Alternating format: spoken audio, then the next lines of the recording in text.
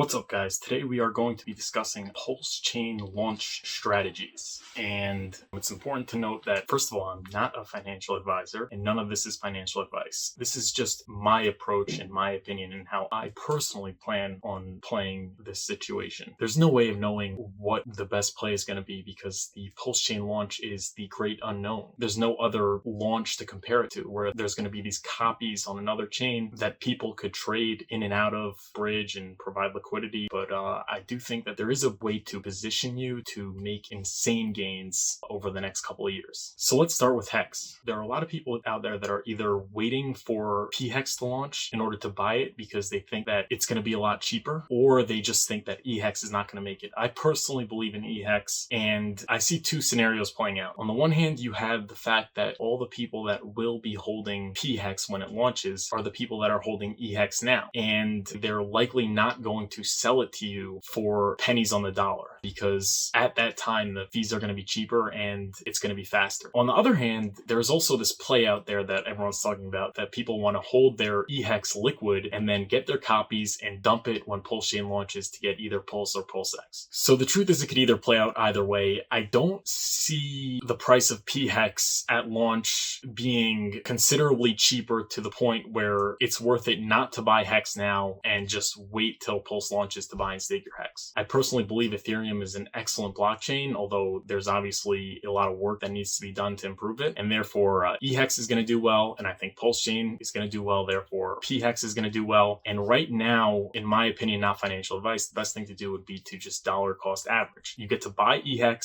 stake it, earn the yield, you get the lowest T-share rate possible in Hex terms, and everything gets copied over. As for Pulsechain and PulseX, the first thing you have to do is you have to ask yourself what you are going to have at launch. If you got in on the PulseX sacrifice but not Pulsechain, you are going to want to buy Pulsechain. If you got into the Pulsechain sacrifice but somehow you missed PulseX for whatever reason, then you're going to want to buy PulseX. Now, you also have to consider which one you think is going to do better over time. Over the next 2 years, I think Pulsechain is going to do better because less people got in on it already, so there's less sell pressure. But over the next 5, 10, 15 years, your guess is as good as mine. I have no idea which one's going to do better, and I plan on holding for longer than 2 years, so I'm personally going to be going 50-50. So there's a lot of plays going on here because of this new idea where you are going to get free tokens copied over onto the Pulsechain, which the value of nobody is going to know. One of the most mentioned ones is to hold liquid Hex on Ethereum, and then once Pulsechain launches, you are going to take your copied Hex on Pulsechain and swap it for either PulseX or Pulse. I personally think this is a horrible strategy. One is because I like Hex on Pulsechain and Ethereum, which is why I wouldn't want to sell it. And also, during the time that you are waiting for the launch to happen, you're at risk of losing your buying power because of the depreciation of Hex. For example, if you would have bought Hex in April thinking that it was going to launch in May and you get the free swap, you'd have lost over 50% of your buying power. And I also don't like that it drives the price down of Hex on both chains. I like Hex. I want the price to do well. I want to earn the interest, and I personally would not be swapping it for Pulse or PulseX. Another thing is to hold ERC20s. A lot of people think, oh yeah, because Hex, everyone's going to want to dump it, so you're not going to get a good ratio. They decide to hold a different ERC20, like Shiba Inu, Chainlink, or Axie Infinity, and they want to dump those. They think there's going to be a better ratio. And then bridge in the ERC20s and swap it for Pulsechain or PulseX. I personally don't believe that for the same reasons. We don't know when Pulsechain is going to launch. We don't know the price of these ERC20s when Pulsechain launches.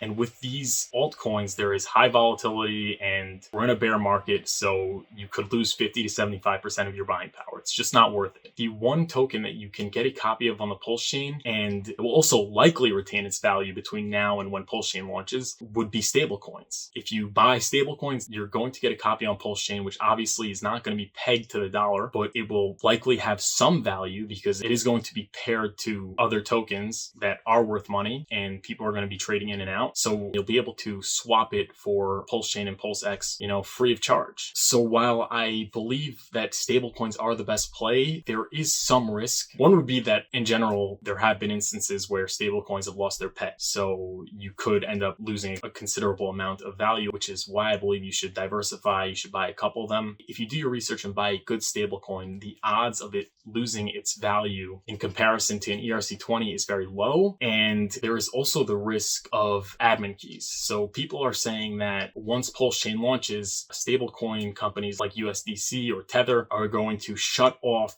the copies on Pulsechain, which is also possible. But even in that case, you're still going to have your stables on Ethereum, which you could bridge in and swap for Pulsechain and PulseX. The likelihood of them using admin keys to shut off the bridged in USDC from Ethereum is very low because you're bridging it in and it could always be bridged out and redeemed for $1. I don't think it is likely that they will shut that off. So once Pulsechain launches and you have your copies and you have your stablecoins on Ethereum, how should you approach buying the assets that you need? I'm personally just going to be dumping my copy just because I'd be worried about USDC or Tether or any of these stablecoin companies shutting off the copies on Pulsechain because they're not backed by US dollars in their treasury. So I think the quicker you dump it, the less admin key risk you're facing, but you could also just dump it for a different ERC20 and then DCA that. What I would do then is bridge my ERC20 stablecoins onto Pulsechain, where in this case, they will be pegged to dollars because they could always be bridged out and redeemed for $1 US.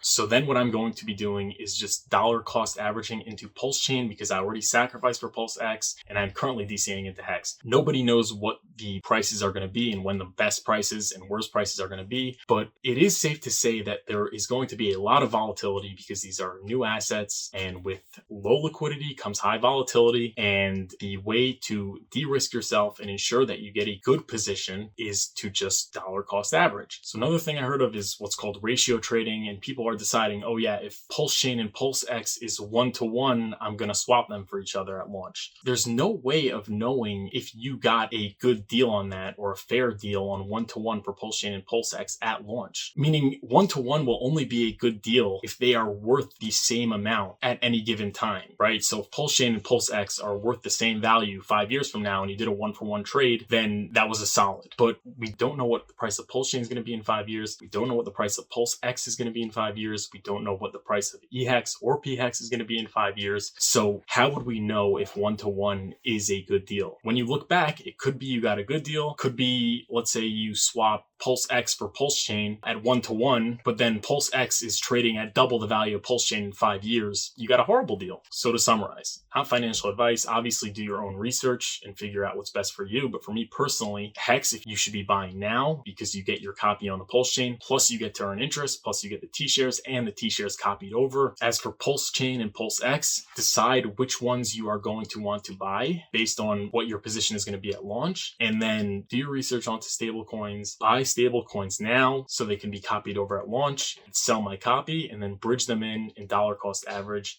We don't know when Pulsechain is going to launch. We don't know the market conditions when it launches. And we don't know what the price of these ERC20s and PRC20s are going to be once Pulsechain launches because we are dealing with uncharted territories. If you try and time the market, you will likely lose because time in the market always beats time in the market. And good products generally do well over time. And Pulsechain, PulseX, EHEX, and Hex on Pulsechain are all great projects and they will likely do well over time.